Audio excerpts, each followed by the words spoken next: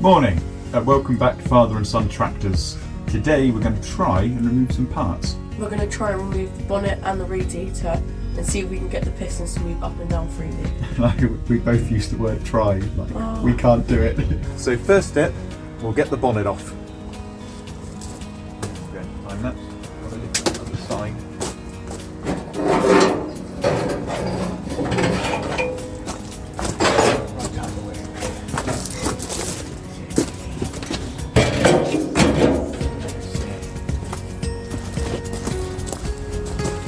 The bonnet is held on by two bolts, here and the same the other side. As you can see, they're still in place and our bonnet has just rusted away over the years. We will have to get those out at some point. To get the radiator off, we have to remove this bar here, this Hose? hose, Yeah, hose I guess. and two bolts under here, there, and there's one on the other side. There is, yeah, it should be one at the end. And there. And there, okay. And what's that in the middle? That's a... Oh, that... Drain plug. Drain tap. Okay, right, so let's loosen those off. So we've had to heat the bolts up underneath here because they are just too corroded on with rust. Heating the bolts expands the metal. You've got to get them really hot. And then when the bolts cool, they shrink and it breaks that rusted seal.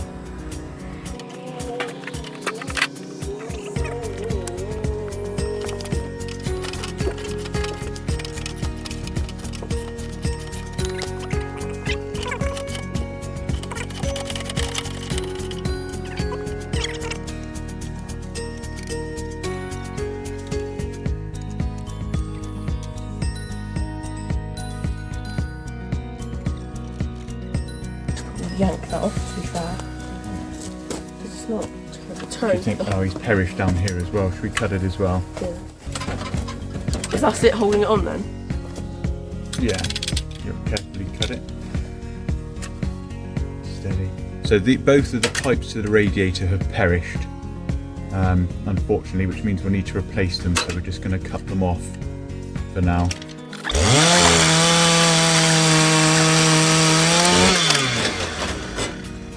Got it? That's it. Do you want to lean it up against those wheel hubs there? Okay. Yeah.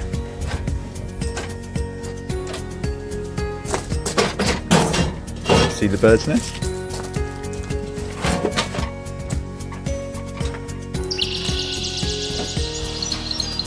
Oh.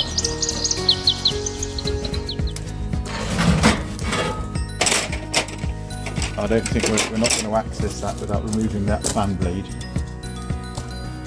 13 minutes time. 13.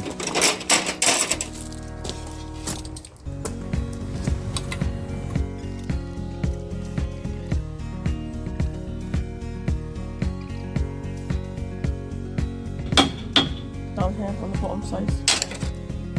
There you go. It's a fan. It's a fan.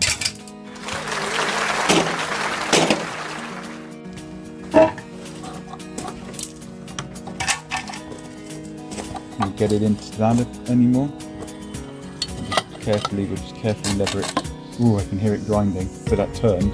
What's it grinding into? The rust? Well, I can imagine there's just piles of rust in here, isn't there? So we tried to turn the engine over there, and it did a little, but it was grinding. So Oscar's now going to undo the whole oil pan. We're going to remove the whole oil pan under there, see if we can have a look inside the engine, see what's going on, see if anything living falls out. Only a million left.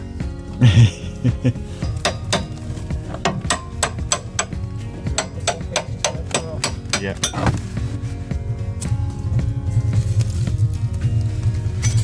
So technically, this should just... No. Yeah, let me get it.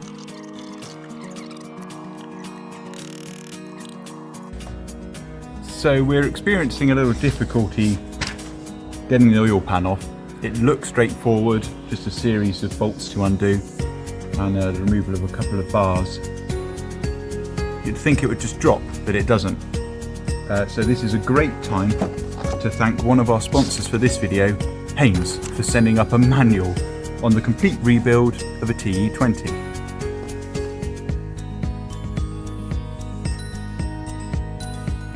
'47, sorry. You never know. I've got both hands on it now because the hammer will lean it. You okay with that? Yeah, it's looking heavy. Oh, the whole thing's dropped. There you go. Okay, you could probably just let that go. He's not like full of oil or anything. What the hell is that? That's the oil filter.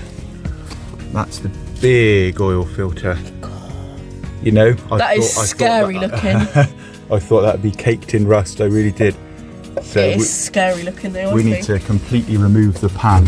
Why scary? It just looks weird. Like it looks so weird and just Creepy. yeah. Can't use it. So we need to get the pan out of the way. You just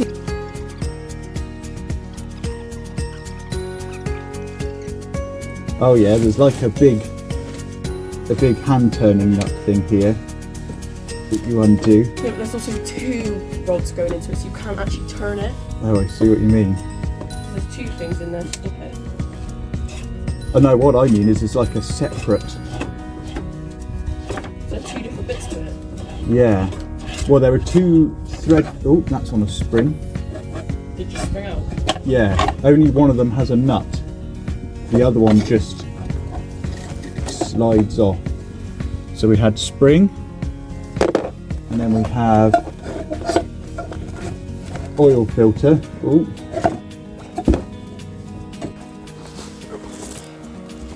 So this is the oil filter. Ugh. Yeah, indeed. Actually, it's not too bad. It's not too bad, is it? It's got another. It's got two sections. And it's in like a mesh, and it had two bars going through it. This was holding on the pan. Yeah, why is it empty? So it goes up that way and sort of slides on. So okay, let's get a bit better angle, and we'll have a look inside the engine and see what's going on. Right, let's. Getting caked in. Oh, it's a daisy. Oil. It actually looks really good in here. I don't know what the camera's picking up, but It looks really good. it looks really clean. Really shine your torch up this front thing, son. Yeah, it looks. Yeah, it does look Cogs good, in that doesn't are it? like, Yeah. Well, clearly it's remained sealed all this time. there's not much rust. So no, obviously we can't see right up into the pistons, so we don't know what's going on in the engine head. But actually, from the outside, I don't know if the camera's going to get this. Can you see that piston up there, son? Yeah, See the sort of circular piston hole? they look really good. That it does look all right this end, doesn't it? Yeah, no it does look rust okay this whatsoever. end. That's such a relief. You know, there's still time.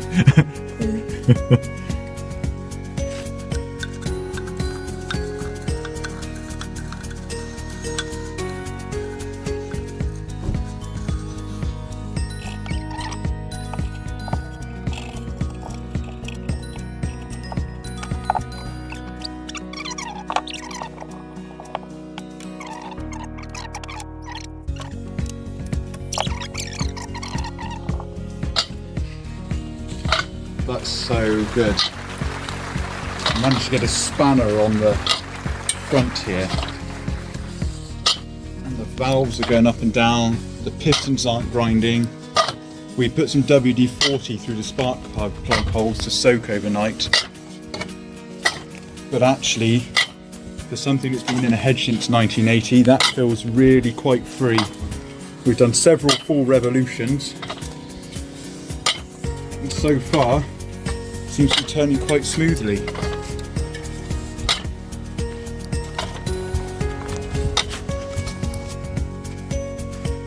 I must say I'm impressed. So to reiterate, this tractor has been in the hedge since 1980 and it's a 1947 tractor. It's not only has it been in the hedge, but it's had parts missing from it that have allowed water to ingress into the engine. But if you look, you know, that's not too bad. That's the oil filter, so that's at the bottom of the pan, to be fair. If we do a comparison of the oil pan, look. So obviously gunky inside oil pan, but quite cleanable. Very rusty outside oil pan. And here's a couple of images of the engine inside that we can see so far. And it doesn't look too bad, does it? It's quite good. It does look quite good. I don't want to jinx it. We don't want to jinx it, rather. We could take the engine head off and it'd just be atrocious. But there's hope, do you think? I think there's a little bit of hope. Now, we have to thank our next sponsor here, who without which none of this would be possible, and that's Silverline Tools.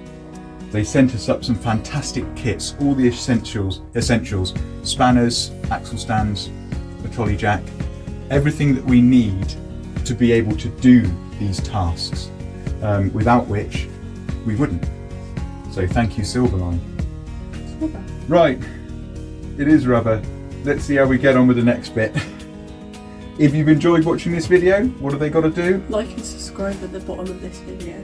Right down here somewhere. Down here? In there. Like and subscribe in there. Over. Definitely not silver. It's sort of a coppery colour. But everything's clean.